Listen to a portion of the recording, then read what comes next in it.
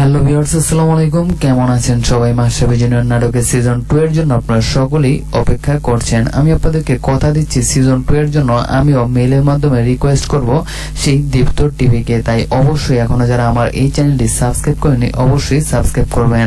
যারা যারা এই নাটকটি সিজন 2 চান তারাই সাবস্ক্রাইব করবেন, তাহলে আমি বুঝতে পারবো কারা কারা সিজন 2 চান।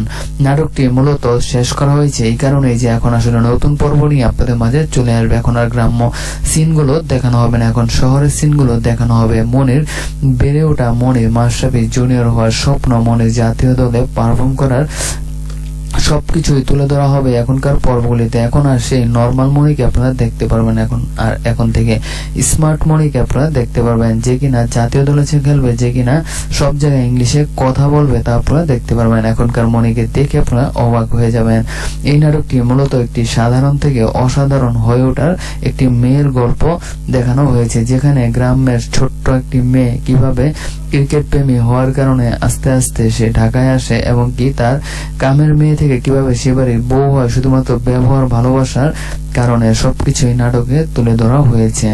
নাটকটিতে অনেক টুইস্ট রয়েছে, যা আপনাদেরকে সামনের পর্বগুলিতে অনেকগুলো পর্ব ধরে শুধুমাত্র সেই টুইস্টগুলোই দেখানো হবে। যেমন আমাদের মনি কিভাবে মনির ঘরে আবার মাশরাফি 2 জন্ম নিল, এবং কি মনির এমন কি হলো যে তাকে এই বয়সে এসে এমন হুইল চেয়ারে বসতে হলো। সে কি কোনো অ্যাক্সিডেন্ট করেছে নাকি কোনো গুন্ডারা তাকে মেরে পা ভেঙে দিয়েছে, সবকিছু আপনারা সামনে জানতে পারবেন। অন্যদিকে আয়ানকে কি তাহলে মেরে ফেলা হয়েছে নাকি আয়ান এখনো বেঁচে আছে?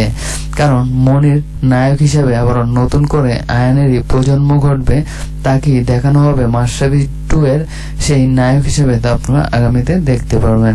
দীপ্ত টিভির সাথেই থাকুন, আমাদের এই চ্যানেলটা সাবস্ক্রাইব করে রাখুন। আগামী পর্বটি রিসেন্টলি আপনাদের মাঝে দেওয়া হবে। আল্লাহ হাফেজ।